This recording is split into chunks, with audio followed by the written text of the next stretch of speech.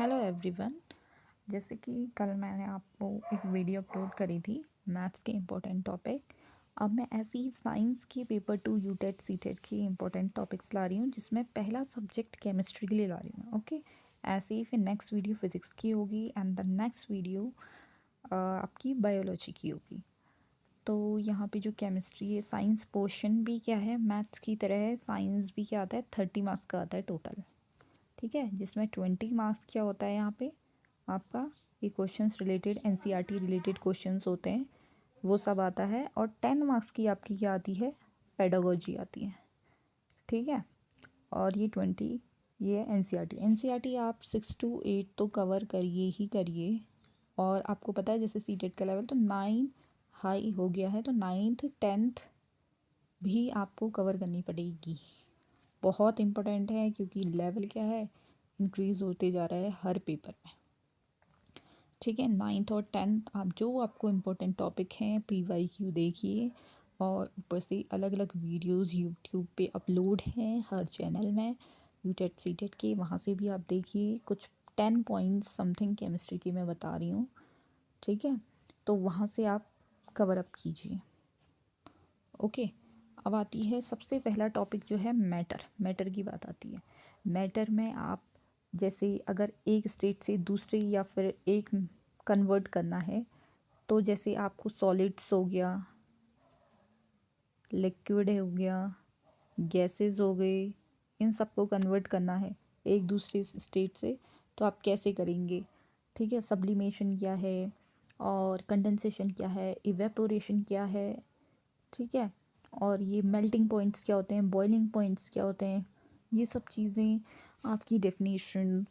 और एक टर्म होता है लेटेंट हीट, वो भी आप कवर अप करिएगा। ठीक है, तो वो भी क्या है, इम्पोर्टेंट है। देखो साइंस में, या फिर अगर मैं साइंस की बात करूँ तो आते तो और सब्जेक्ट में भी है, बट साइंस में एसएसएन और रीजनिंग भी आपका चला है, एसएसएन और रीजनिंग। ठीक है, ये वाला एसएसएन और रीजनिंग चला है। और आपका जो वो है मैचअप, मैच द फॉलोइंग वाला आता है, वो भी चला है। ठीक है, वो चीज़ भी आपकी इम्पोर्टेंट है, तो उन चीज़ों को देखना, एसएसएन कैसे, रीजनिंग कैसे, क्वेश्चन कैसे बन सकते हैं। आप एनसीईआरटी पढ़िए, उसमें से देखिए, पीवाईक्यू देखिए, तो इस हिसाब से। ओके, अब नेक्स्ट टॉपिक हम आते हैं सॉल्यूशन कोलाइड्स एंड सस्पेंशन।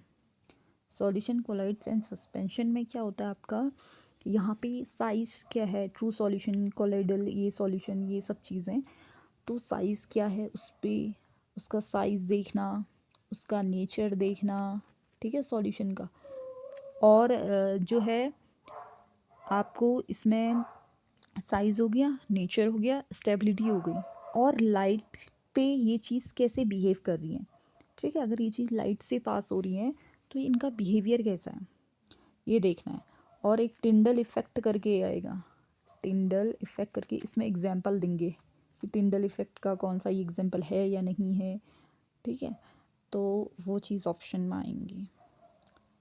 और क्या है, फिर क्या है, सेपरेशन ऑफ मिक्सचर। थर्ड वाला क्या है, separation of mixture. Separation of mixture में आपको बहुत सारी, जैसे आपको पूछेंगे कि आपको एग्जांपल्स देंगे कि हम जैसे एक चावल रखे हैं, चावल से हमें जो उसमें जो गंदगी है, डस्ट मतलब जो भी पत्थर वगैरह स्टोन्स वगैरह हैं, उसको हटाना है, तो उसमें आपकी कौन सी प्रोसेस लगेगी। तो ये अलग अलग हैंड पिकिंग हो गया। ठीक है, हैंड पिकिंग, विनोइंग, ये सब चीज़ें।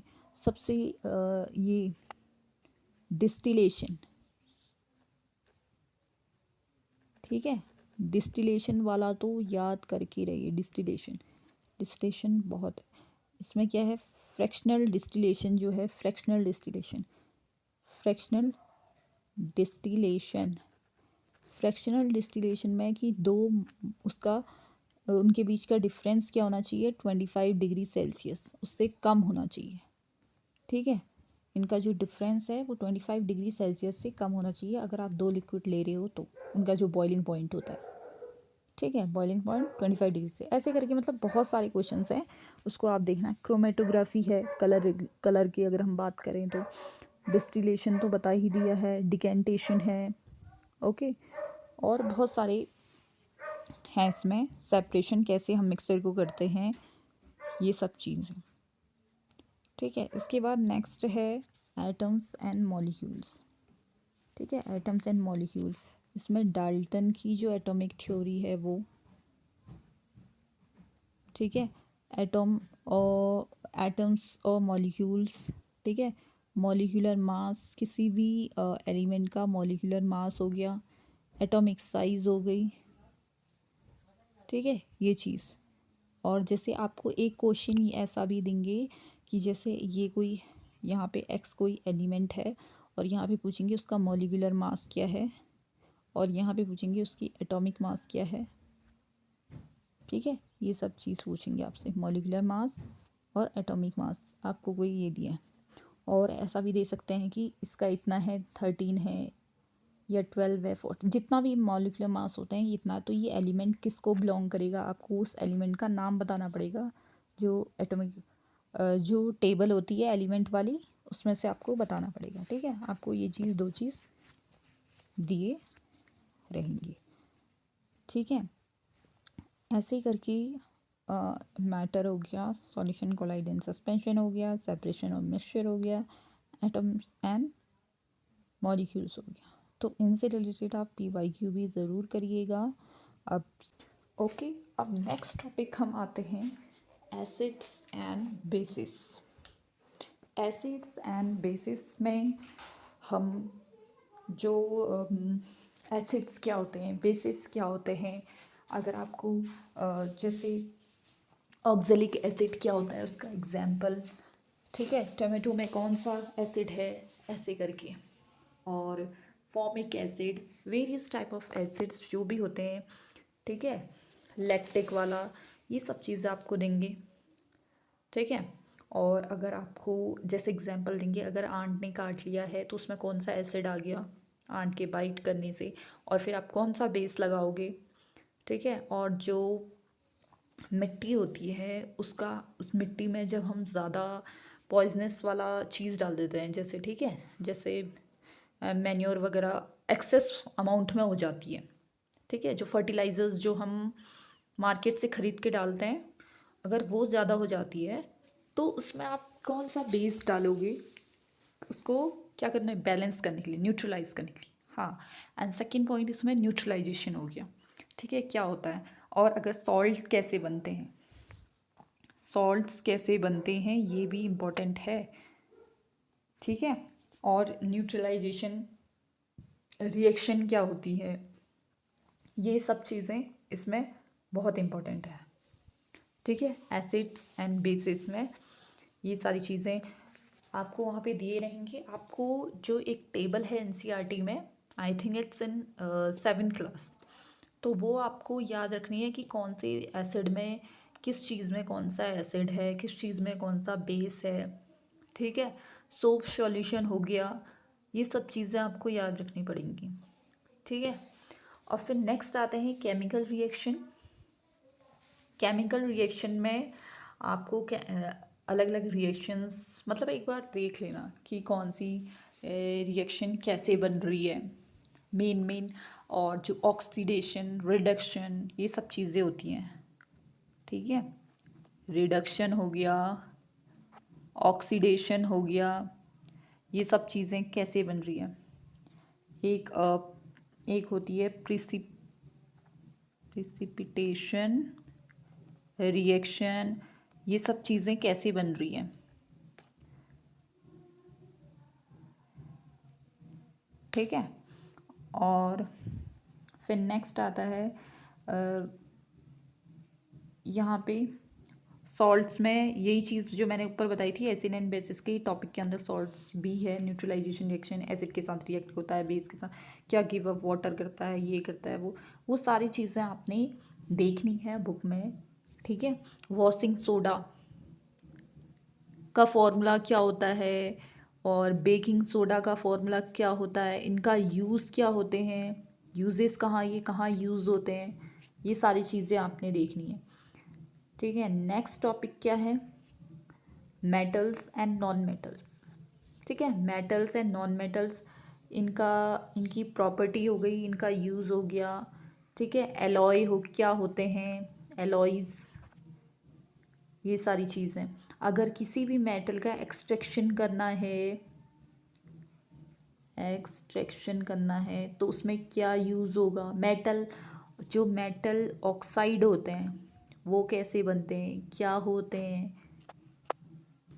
ठीक है।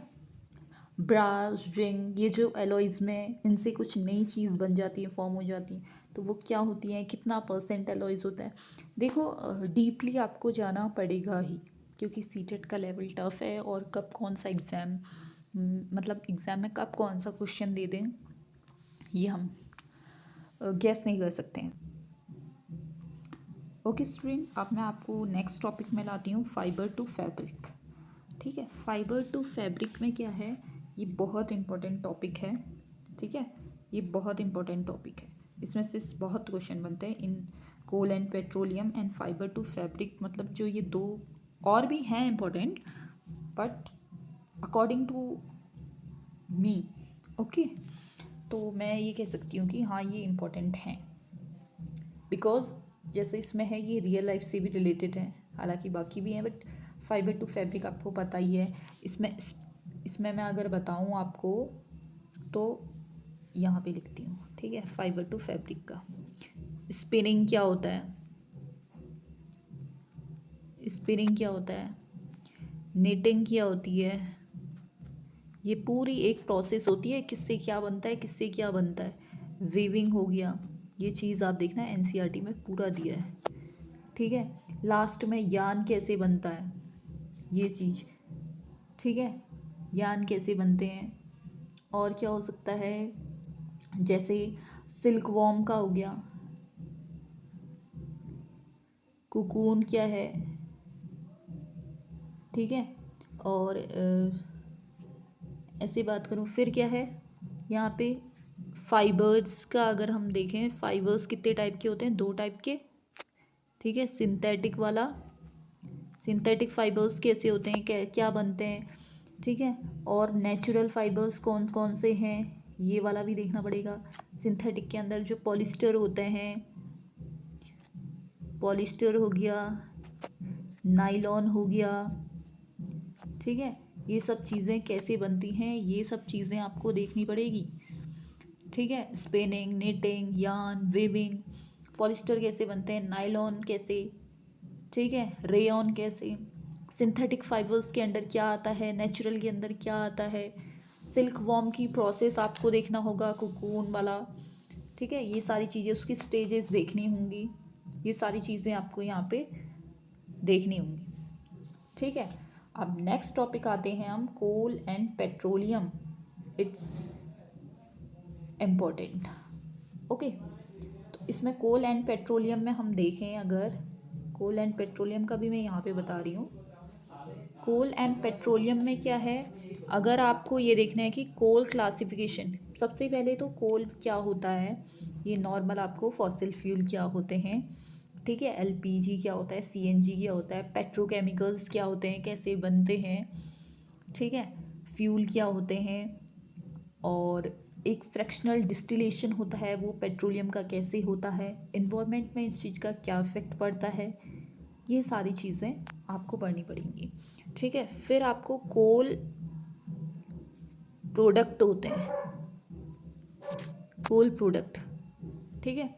कोल प्रोडक्ट के अंदर क्या क्या आते हैं, कोल तार, वेरी वेरी इंपॉर्टेंट, कोल तार। ठीक है। कोक हो गया, ये भी इंपॉर्टेंट है, कैसे बनता है, क्या यूजेस हैं इसके। Coal gas. ठीक है।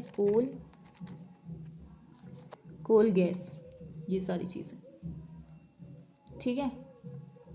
तो ये आपको देखना ही है, जो भी कोल से रिलेटेड चीज़ है उसको देखना कि इसकी फॉर्मेशन, ये सब चीज़ें ये कैसे बनती हैं। ठीक है। दूसरा इसका, अगर हम कोल का क्लासिफिकेशन देखें, ये कोल क्लासिफिकेशन देखें तो इसमें क्या क्या आ सकता है, पीट, लिग्नाइट, ठीक है, लिग्नाइट हो गया, बिटुमेन हो गया, ये सारे बिटुमेन हो गया, ठीक है, एंथ्रासाइट हो गए,